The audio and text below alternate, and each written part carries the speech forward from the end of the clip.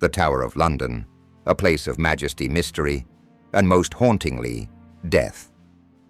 Throughout history, it has stood as a symbol of power, but also as the final resting place for some of England's most infamous and brutal executions. The stories that echo within these walls are a chilling reminder of the lengths a monarchy will go to maintain control and instill fear.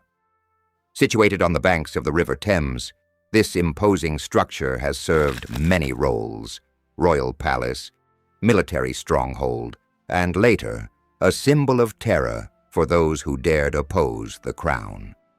But its most notorious role was as the site of execution for those who had lost favor with the monarchs of the time. The infamous execution site was located just outside the White Tower, a grim reminder to all who saw it that defying the crown often meant facing a gruesome death. One of the most shocking executions in the history of the Tower was that of Anne Boleyn, the second wife of King Henry VIII, and the mother of Queen Elizabeth I. Anne's life and death would become a symbol of the ruthless political landscape of 16th century England. Anne's rise to power was as swift as her fall. Once the object of Henry's affection, she was crowned Queen of England. But as with many royal marriages, it wasn't long before things soured. Anne failed to provide Henry with a male heir, and her enemies at court, along with the king himself, grew weary of her. In 1536, Anne was arrested and charged with treason, adultery, and incest crimes that many historians believe were fabricated to justify Henry's desire to marry Jane Seymour, his next bride. The charges were largely political, part of Henry's desperate need for a male heir. The trial was a farce, a mere formality. Anne Boleyn was found guilty, and on May 19, 1336, she was led to the Tower's execution site. But what made her execution particularly shocking was the manner in which it was carried out. Rather than the usual axe-wielding executioner, Anne's head was to be severed by a swordsman, a rare privilege granted to those of noble birth. This act alone speaks volumes about the perceived importance of Anne's execution. She was not just another prisoner, she was a queen. Her death would be a public spectacle, and it was intended to show that no one, not even a queen, was above the will of the king. Anne's execution was swift, but it was not without its drama. As she knelt before the executioner, she famously said, "Come here to die, for according to the law I am condemned to die, and therefore I shall willingly die." She showed no fear. Her last words, though dignified, were a painful reminder of how she had become a pawn in the deadly political game played by Henry VIII. The execution of Anne Boleyn was not just the end of a queen's life, it was the beginning of a turbulent chapter in English history. Her death sent a powerful message to the court and the public that power was everything, and the monarch would not tolerate even the slightest disloyalty. At just 16 years old, Lady Jane Grey became one of the most tragic figures in English history, known as the 9 Days Queen. Her reign was cut short by political ambition, betrayal, and a devastating series of events that led to her brutal execution at the Tower of London.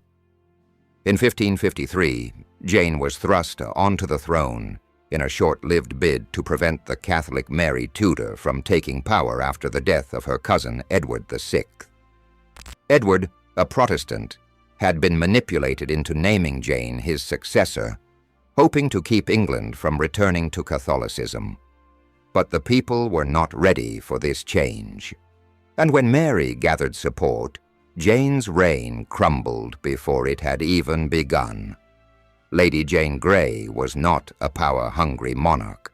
She was a mere pawn in a deadly game of political maneuvering, and like many innocent victims of history, she was swiftly betrayed.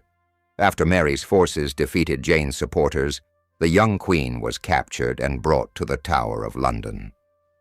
The cruelty of Jane's execution is hard to fathom.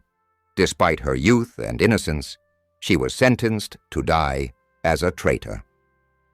On February 12, 1554, she was led to the Tower's execution site just days after her 17th birthday. There she was told her sentence: beheading. But perhaps the most chilling part of her death was the manner in which it unfolded. The executioner was inexperienced, and the blade was blunt, making the execution far more painful than it needed to be. Jane's trembling hands, her refusal to speak, and her calm as she faced death only added to the horror of the scene. Her last words whispered to the executioner were a prayer for mercy. But it was the political and personal betrayal that would haunt her legacy. A queen for just 9 days, she never had the chance to rule, and her tragic end was one of the most shocking and heartbreaking moments in the Tower's history. Lady Jane Grey's death serves as a reminder of the high cost of political ambition and the price innocent lives pay when the crown is at stake. Thomas More, a man of faith, intellect, and unwavering integrity, stood as a symbol of resistance against King Henry VIII's brutal political agenda. A respected scholar, lawyer, and Lord Chancellor, More was a staunch defender of the Catholic faith. But when Henry VIII sought to break away from the Roman Catholic Church and create the Church of England, More found himself at a crossroads. More refused to acknowledge Henry VIII as the supreme head of the Church, despite intense pressure from the king. In a time when loyalty to the monarchy was paramount, More's refusal to compromise on his beliefs would cost him dearly. In 1534, Thomas More was arrested and charged with treason for denying the king's supremacy. The charges were politically motivated, and More's death was meant to send a clear message to those who dared defy the king's will. On July 6, 1535, Thomas More was executed at Tower Hill. But it was not just the nature of the crime that made his execution brutal, it was the calm, dignified manner in which he faced it. More had been sentenced to beheading, but unlike Anne Boleyn or others who were led to the scaffold with fear in their eyes, More remained resolute and unbroken. As he was led to the block, he famously declared, "I die the king's faithful servant, but God's first." His composure in the face of death was a stark contrast to the viciousness of the charges against him. He was a man who would not bend the knee to tyranny, no matter the cost. The execution itself was swift, but it left a lasting impact on the English public. More's death was seen not just as the execution of a man, but the execution of a principle, one man's refusal to compromise on his faith and conscience.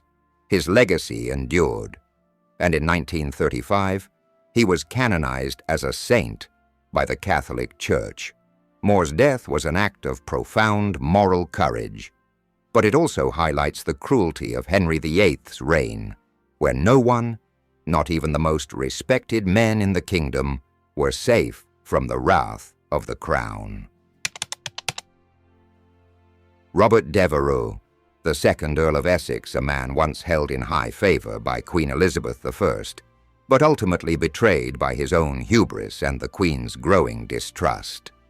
Devereux was a brilliant military leader and a former favorite of the Queen, but his arrogance and impulsiveness led him into dangerous political territory.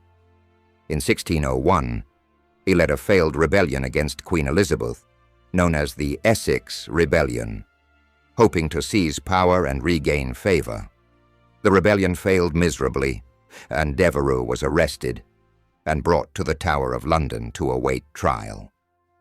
He was convicted of treason and sentenced to death, not by the axe, but by a more calculated and politically charged execution. On February 25, 1601, Robert Devereux was beheaded at Tower Hill, a mere stone's throw from the walls of the tower itself. But what made his execution particularly brutal was the manner in which it unfolded. As Devereux mounted the scaffold, he attempted to speak to the crowd, but his words were cut short by the executioner's blade, which severed his head in one swift motion.